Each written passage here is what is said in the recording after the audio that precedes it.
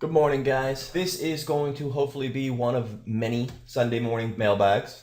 And the idea behind this is to just encourage a conversation on the website, get different traders asking different questions, get your questions answered, and really just having a continual conversation back and forth.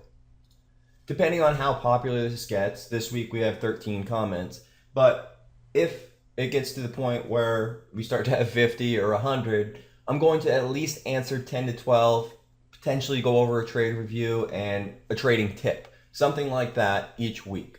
Other ideas is to start different topics each week. So one weekend I might put out something that has to do with order routing, or level 2 is always very popular, or different types of long setups, different types of shorts, parabolic moves, float rotation, all these different things. But the idea being to just focus in on one thing at a time.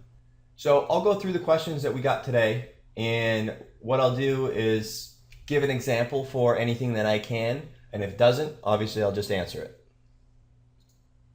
The first question comes from True Stocks, and he's wondering what routing options are best. Different traders use different things, and does it depend on the actual stock itself? And the answer is yes. If you're trading an OTC, such as AREN, different brokers are going to have different routes. In this case, this is ETC. I have a night route, I have an ARCA route, I have CSTI. Now, my preferred is ARCA when there's a extremely volatile market. A lot of times it allows you to get in and out. However, it's the most expensive. Night, CSTI are both very good, and also E-Trade. Now, either E-Trade, the broker direct, will route through Citadel, Night, or CSTI. Centerpoint has different routing options, and so does Speed Trader. So you can get in through Night, Vert, CSTI, E-Trade, and many other different market centers. However, not one is going to be best. Sometimes I use multiple, sometimes I use whatever's filling best. You can test orders. You can see which ones, if you send in 3 orders for 3 different routes and one's flash filling each time, then go towards that. It's a very small cost depending on your broker on commissions, especially if you're per share or if you're a low rate flat fee. That way it allows you to test which one is pretty much got the best fills on any given name on any particular day. Then there's NASDAQ. Personally, I prefer FAN or ARCA. There's only certain routes that you can use pre-market, and depending on your broker, sometimes it's INET, EDGX, and ARCA only. But the benefit of using direct routes is it allows you to display only the amount of shares that you want to show the market. So if you're trading 3,000 or 10,000 shares and you only want to show 700 or 1,500 or 5,000, you can actually go ahead and just put that in as the display. Type in how many you want to show, whether it's 500, 1,500, or 7,000. As long as it's a fraction of what is shown here, it'll show whatever you want to display. A lot of people always look at which one's the cheapest route, which one can I get the best rebate on, and it's best if you go through a little bit of trial and error and figure out exactly which ones work for you, because it's not always worth saving an extra buck or two if you miss the fill and it's running away without you, or it's starting to drop and you weren't able to get out. Paying an extra $1, $2, or $4, whatever it may be, is much better than losing 40, 400, or however many dollars you're missing because you missed the fill because you were too cheap to go ahead and take the offer because you were worried about an ECN fee. George asked whether or not he should get a Series 56 license to avoid PDT and broker's fees and just use an offshore broker. So keep in mind that if you get a Series 56, and I think there's another series, I forget exactly what it is, but if you do that, sure, you can trade at a prop firm, and there are legitimate prop firms that are out there, but you're going to have to start to pay professional fees. And although it's not a big cost, especially if you're just trading out, you've just doubled what your data fees are. So it's definitely something to think about. Personally, I don't recommend going to really any prop shops if you don't need to. And there's plenty of volatility in the market, and there's plenty of things going on where You could just go to a TD Ameritrade or an E-Trade, keep your costs exceptionally low, learn, be patient, and slowly build up that account. And the thing to kind of keep in mind here is it's not about how easy it is to access funds or margins or the ability to trade without having to worry about the pattern day trade rule. It's really about learning. So definitely check out different options. I don't have any prop firm suggestions for you. I'm not familiar with any offshore prop firms. We have a lot of traders that trade at Centerpoint, Speed Trader, Sure Trader, E-Trade, and any of the typical prop firms that don't really make you get licensed, aren't registered brokers or broker dealers. Eventually, time is just ticking, and not necessarily that they'll get in trouble. It's more along the lines of at some point they'll probably just shut down. So this next question I really like by Chili, and it's asking about sort of scaling up and what it takes and the issues that you're going to face. And I've talked about this a lot. I did a blog post about 2 months ago, and I talked about 2015, my biggest flaws. And my entire goal since last October or so, October, November, was to really take my trading to the next level. And as silly as it sounds, when you can consistently come to the market for $2,000 a day, whatever it may be, it's the same old thing every single day. It starts to lose its luster, it starts to lose that adrenaline that you used to get, and at some point you want to push. You want to see how far you can get, which can be very good, and at the same time it can be very bad. And what I would suggest is to check out both AT09 on Twitter and Jay Graham, Jordan. And these two guys are both very young. They're in the low 20s. And they've been showing exactly what it kind of takes to scale to the next level.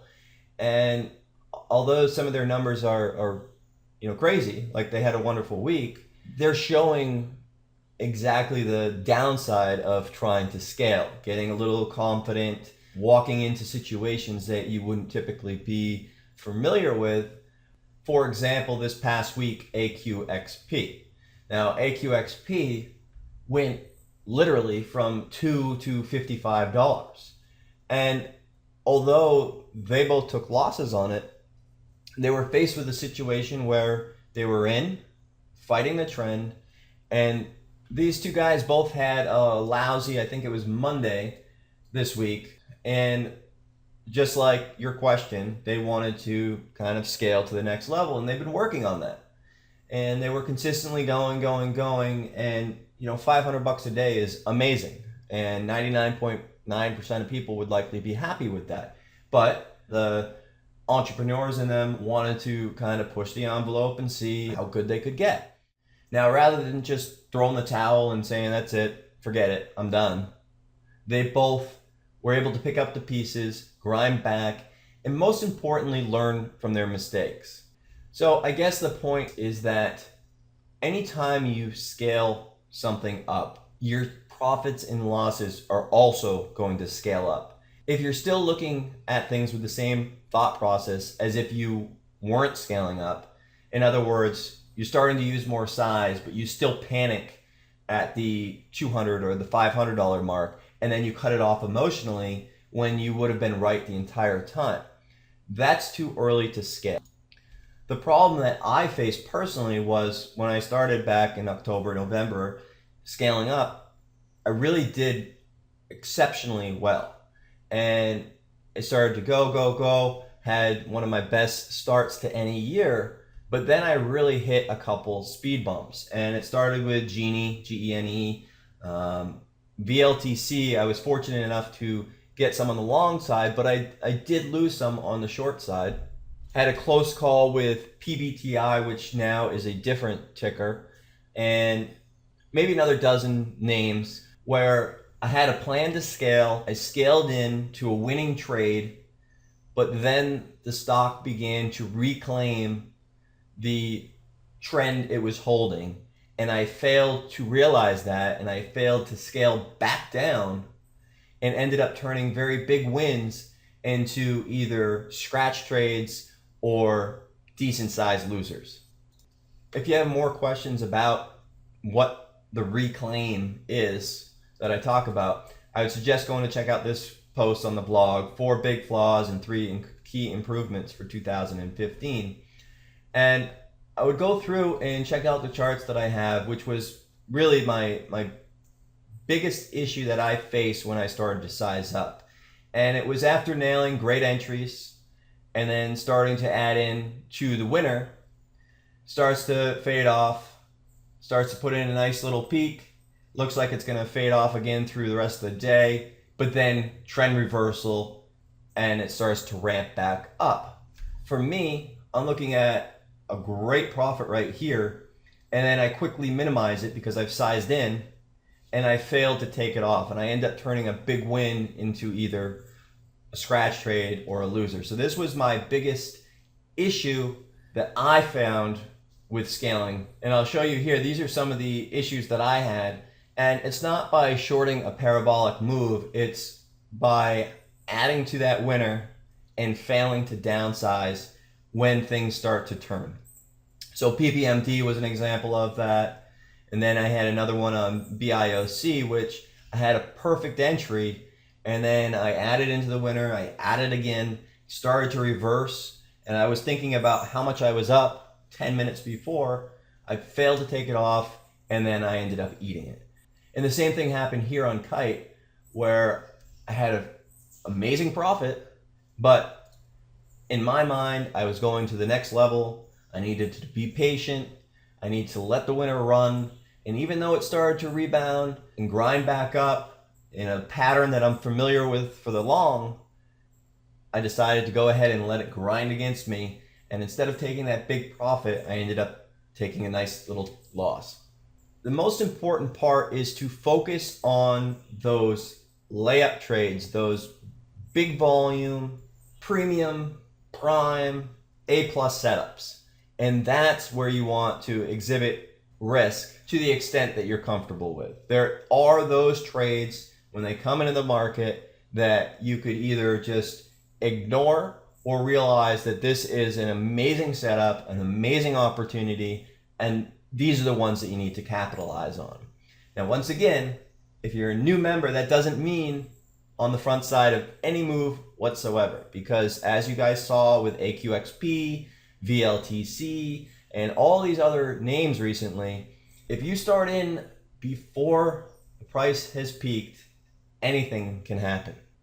The other thing to think about with this is, you might get bored making a couple $100 a day, but continue to do that, continue to do it, continue to do it. And over time, as you're able to disconnect from that value, meaning right now you might be a little timid looking in your account and seeing it bounce up and down $100 or $200 or $500, but the either more that you make, the more of a padding that you have, or like I always suggest for new traders, keep wiring out. Anytime you have a good day, just keep wiring out. Reset your accounts so that you don't get overconfident and size up too early. It's the same mistakes that I made when I first traded. It's the same mistakes that Jordan and Alex are making, because they get used to this. Whoa, I made $5 grand, $5 grand, $5 grand, $5 grand, and then the morning that they're down $500, they're looking at, hey, how do I make $5,500 because I need to keep up with my $5,000 a day, and that's a problem. So Alex is super good about wiring out, because at the end of the day, trading is not easy. And the more that you are able to wire out and put in your bank account, the better of a chance that you're going to give yourself for the longer term. It helps you trade within your means. And then once you have that nice stack at home where you no longer need to come to the market on any given day and actually make, and you can actually wait, be patient, and let the trades come to you, that's when you're going to start to see your trading kind of take on more of an exponential type of trend. So JD asks here, can you explain what exactly is an exhaustion candle? I would like to see a chart with such candle. Thank you. So a quick example of an exhaustion candle is not shorting randomly into pops. And if you do, it should not be very much size. So for example, on this trade here, I did not have any size on the front side of the move because you don't know, this could go to 14 or 15. Now the stock did just go from 9 to 13, but keep in mind, we just witnessed AQXP going from 2 to 10 to 17 to 27 to 55. So if you're trading in this front side, you need to go ahead and make sure that you're trading well within your means. But what you'll notice is I didn't take it into the big pop. I took it into the next candle. I waited for it to exhaust, retest, fail, retest, and then I started in. It was a partial position, came back up, it stuffed again, peaked out a few times at 13, stuff moved towards 13, stuff moved towards 13, and then we had that nice little fail and washout under 10. It eventually went down into the 9s and 8s over the next couple days. Another recent example was on CERE, and although I would have loved to short into the top and nail it, this is my favorite type of trade. In this market, you never know. And the main reason I didn't want to short into this candle was because you don't know if it's going to skip up to 480s and go to 5 real quick. And if it does, it could halt. And not necessarily halt as in a bad thing, but halt as in a volatility pause. So if you recall, Ford had about, I'd say, 7 to 10 halts. And you can see where it skipped up on absolutely no volume. This one ended up being a pretty great trade. This was a former runner and scooped some up before all these halts started to happen. And I was fortunate enough to get a few off at 380s. I actually sold about 4,000 at 380 and then another 1,000 at 375. But that would have never happened if it wasn't for the halts. And the volatility pauses, in other words, for the name halt, because everybody thinks that, in other words, volatility pause, because everybody thinks that a halt is a bad thing. But the reality is it just stops trading for a few minutes if it does a certain percentage in a time frame. So it started to rip up, rip up, rip up. And you can see that it went to 225 here. Then it opened, and I think it was 1,600 shares. It was the opening print was over that percentage, so it halted again. Then it opened up again. So my point with this is you have to let that exhaustion candle come in. Sure, you can nail this maybe 9 out of 10 times. But that one time that you don't nail and it continues to go, it's going to take all your gains from the other 9 out of 10 times. So I like to wait for it to pull in. I don't need to nail the exact top. If I am trading on this first candle, then it's small. I will not use any size.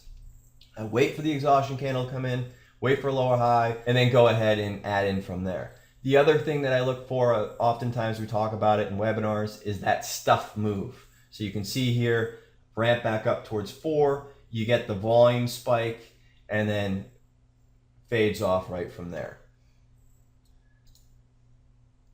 Last example here of that stuff move that I just sort of talked about, but also it relates to letting that exhaustion candle come, is something like AQXP, where sure, you can short into the pops, but as you saw, this could go 42, 45, 50. You don't really know. So a lot of times it's good to let the emotional covers come in, and you can see the volume here. Let the chasers chase it, and then once it puts in a peak a couple times, and you're seeing this 3 or 4 times in a row here on all these examples, lower high, and then fades off. So you can see that they exhausted all those shorts that were sort of on their toes. Should I cover? Should I not? They got all the chasers that were thinking, oh, I want to get long. What if it goes back to 50? And all that happened, and then reality hit. One example from Friday, which we traded, was PPMD, where it had a big morning move. This was the gap open, and you can see just how big of a move that was off the dollar. It was up about 100%, and then it pulled back. Definitely some opportunity on the long side, and then obviously the short side, pre-market. And then it started to have nice little gearing action, ABCD setup into the open, which we were fortunate enough to get a nice little push towards the 180. Now, this is obviously a very, very thick name, and you can go ahead and start in small, and your risk isn't as much as some of these other ones that are very, very thin and trade 5, 10, 20 cents at a time, up or down. And, it's something like this. Although I started in a little bit early in the mid 170s, I was not adding in full size until it peaked out, retested, failed, consolidated, retested, and then failed. And then at that point, it was at will, risk off the 180s over and under, and let it trade. And ended up being a wonderful trade for all of us. George asked, why do you scale in and scale out? To me, selling top in a parabolic and buying dips makes more sense. But given the experience and whatnot, he's asking if his logic is wrong. But you have to think here. Trading is real time. It's not hindsight. So although it would have made sense to buy dips on a particular stock and then sell at the top, that's not reality. That's not what's going to happen. So you don't know on any given day if a stock is going to continue to trend throughout the entire day or if it's going to be a peak at 9:30 in the morning. So what you need to do as a trader is just to determine what a good risk versus reward is, what a good bias is, which way, long or short. And at that point, if you've nailed a trade and it looks like further downside, there's no reason why you can't add into a winner. Most people do just the opposite. When I first started trading, I'd get long particular stocks and then they'd pull back and I'd think to myself, well, the only way I'm going to get even is if I add and average down a little bit. So instead of having a 350 average, I average down and now I have a 310 average, and if it pops, I can potentially get out. And this is the absolute wrong way of thinking. Sure, it might work sometimes. You might get that nice little relief rally and go ahead and get you out, but most times you're going to get caught. You're going to be in more size than you expected, and in the event that it pulls way back, you're going to get squashed. So although you can look at a chart and say, oh, it was easy to buy, you got to think what you'd be doing real time. Think about the fact that you can't see the chart throughout the entire day in the morning, and you have to make your decisions based on what you can see at any given time. Another example is OHGI recently, and this is also another example of the exhaustion candle where I started in after this little pullback and then I added pops. So as far as scaling in and adding to a winner, we had middle three entries here, 319, 305, threes, started to pull back, ended up taking profits along the way. But then in the morning, had a nice little entry. We're able to use this 240s level as a guide, basically 250s over and under. I always like to give myself a little bit of a buffer just in case.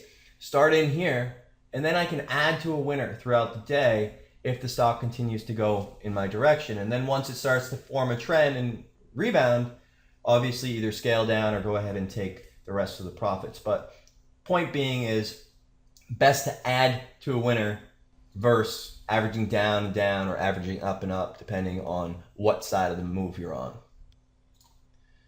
Min asks, can you give us your version of how to read level 2 to confirm entry or exit? There is no 100% way to read level 2, and a lot of times people ask as if it's a objective answer, meaning, hey, what did you see on level 2 that made you sell? And that ended up being the top. Was it level 2? Was there a seller here? Was there a buyer here? What was it that caused you to go ahead and exit? And more often than not, it has absolutely nothing to do with the level 2. I like to watch level 2, time and sales in the chart all together. There isn't one thing that I just watch to determine whether or not I want to have an entry or exit. And most of the PMs that I get during the day or emails are always asking me similar questions. Level 2, I watched this, there was a big seller here, so I went ahead and sold. And they never really take into consideration that just because there's a 50K bidder or 100K bidder, if the stock is trading 50 million shares and it's got a 50 million float, it doesn't matter. If it has a 1 million to 5 million float and there's a couple 100,000 bidder, then yes, it might have an influence. It might be trying to screw with different traders' minds that are watching the level 2, and you need to kind of think about that, whether or not you're letting the level 2 form your own judgment on a particular stock. So the short answer to this question is never have level 2 confirm an entry or exit, but use it as part of the overall strategy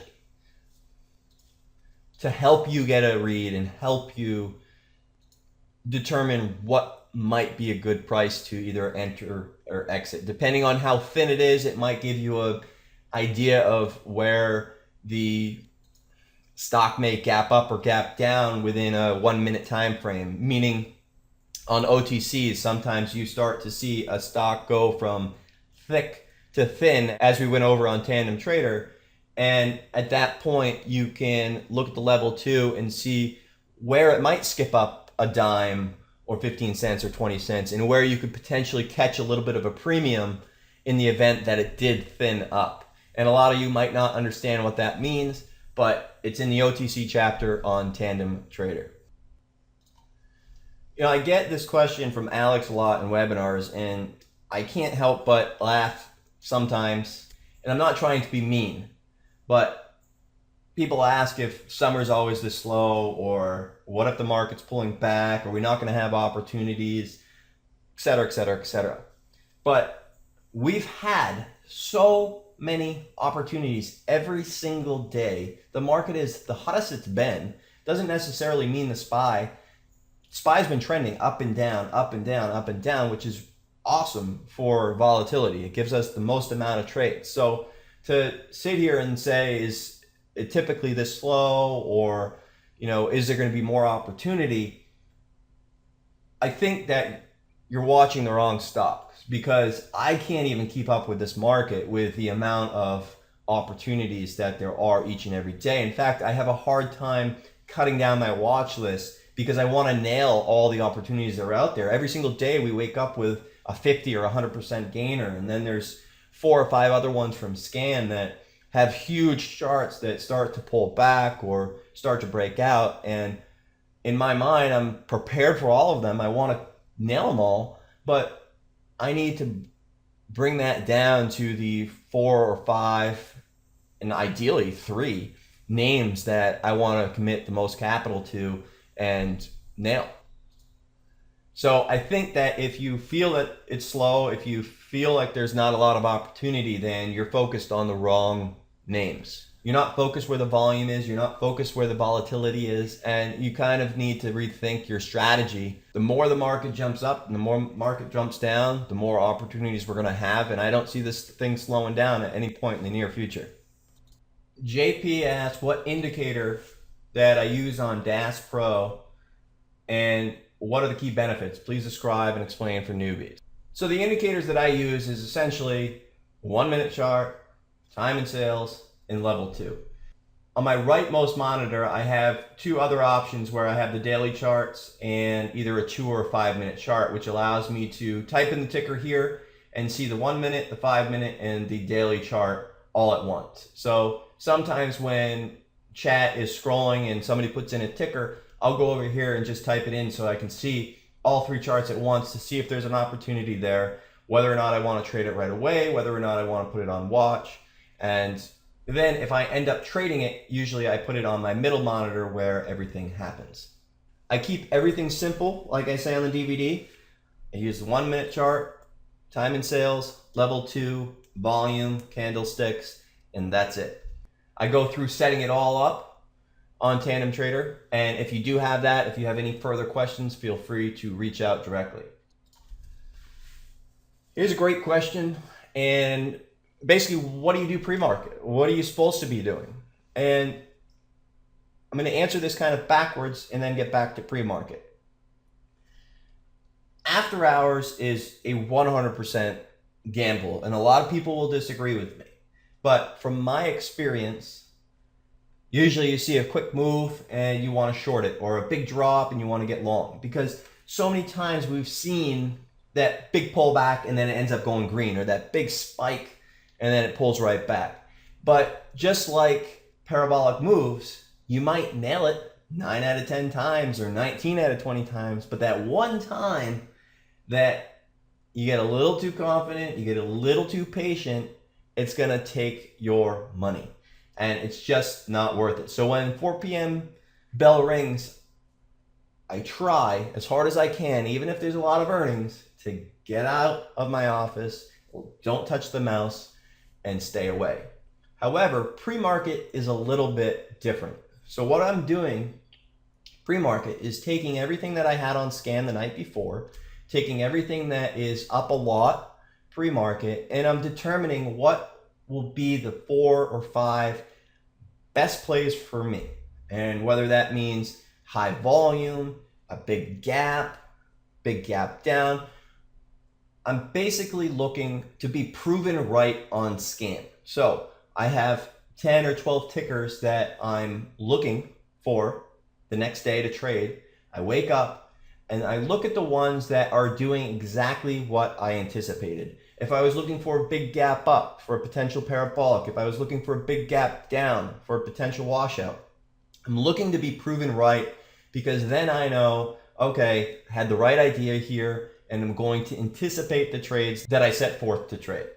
The other thing is taking the noise out. What stocks are not doing what you expected? What stocks have no follow through volume? What stocks have maybe raised money and it's no longer a trade for you? What stocks have news that they had a really big chart, they were going straight up, but it looks like they could continue to squeeze? Between 8 and 9, I try to get a feel for the market, and then between 9 and 9:15, 9:20, I'm getting prepared for the stocks that I'm likely to trade out of the gate. I may take entries pre-market depending on the range and the volume. It's a lot different than after hours where it's more of a gamble. For new traders, I always tell people to wait 10 to 15 minutes, let things set up. Because a lot of times, although you may nail the stock out of the gate, you probably won't be quick enough to take profits. It'll consolidate. You'll look at, hey, I was just up pretty nice. I'm going to go ahead and be patient. And then you'll be watching it grind against you all day long. So for new traders, it's best to just wait for the setups. Whether it's a failed follow through momentum, weak open, red to green, any of these setups that we talk about on Tandem Trader, it's best to wait for those and not really anticipate it at 9:30 to 9:31, 9:32, especially if you're new. Because just like parabolic moves, just like after hours, you might have a little bit of success at first, but there's a good chance that there's going to be one that goes ahead and blows your account. Tommy is curious if I look at pre-market action to help me, and his example was CERE. That was just the other day. And absolutely, I look for what areas are acting as support and resistance. What areas was there a lot of sell?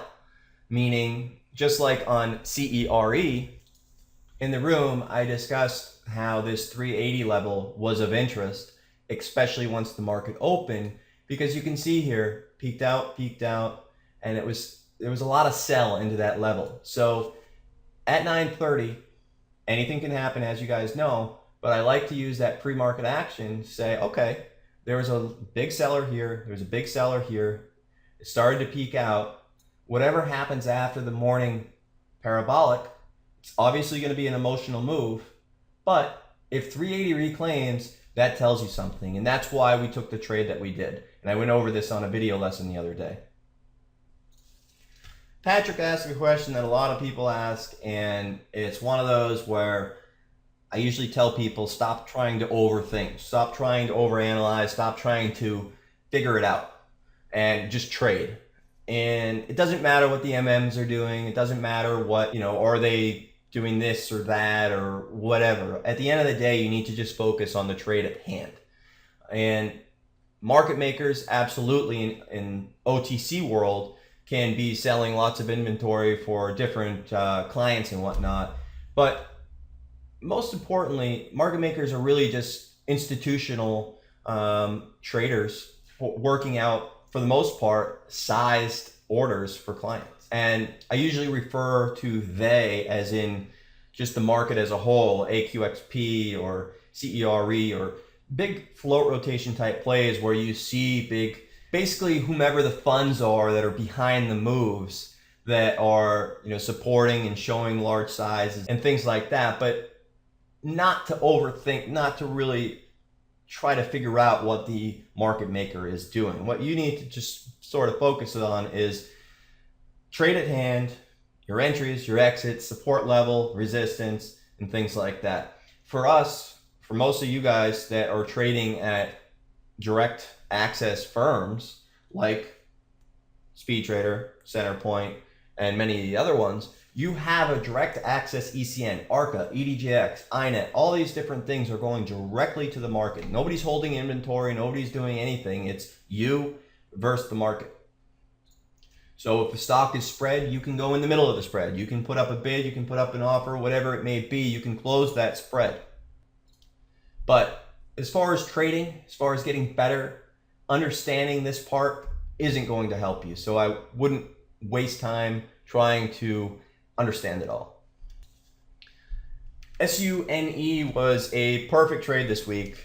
We ended up nailing the bottom. And when I say bottom, I don't mean 1178, which is probably the most important thing to understand on this aspect, because you don't want to nail the bottom.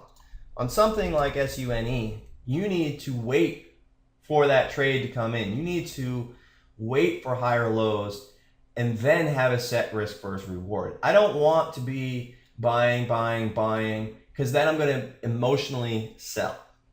And you don't know how far this thing could potentially pull back. You don't know, if it's even going to bottom at all. So what you need to do as a trader is look for that opportunity to get long with a set risk versus reward. So that here is not at 1178, 1180s, or anything like that. What you need to do is wait for higher lows. Okay, starts to rebound, higher low, starts to grind. And at that point, when I started to get long, I got long at 1222. I added some, and I was starting to risk based off the lower days. As I got further along with the padding and the dip started to hold, I was able to capture much more of the upside. But I think the best way to understand this is it's better to be 10 to 20 cents, even 20 to 50 cents late than 1 to 2 too early. Let the stock bottom. Don't try to anticipate a stock that's been dropping 30, 40, 50, 60%. It's dropping for a reason. Don't try to be the guy that finds the bottom, because you're going to end up selling out at the real bottom. Let the trade come to you. Be patient. Wait for higher lows. If you're wrong, at least you know where to be wrong. And what that means is you're getting long with a risk based off either the lower days, the prior support, and if it doesn't hold that level, you end up stopping out. Hey Nate, thanks for going through everyone's questions today. If anyone has any questions that they want answered in the future mailbags, follow Nate on Twitter @InvestorsLive, and he'll be posting out a link where you can ask your questions in the comments section like you've been watching today. If you want any more information about the service or the DVD courses that we offer, or just want to chat a little bit about your own trading, drop me an email. I'm at cam@investorsunderground.com. I'll be able to help you out and respond to you personally.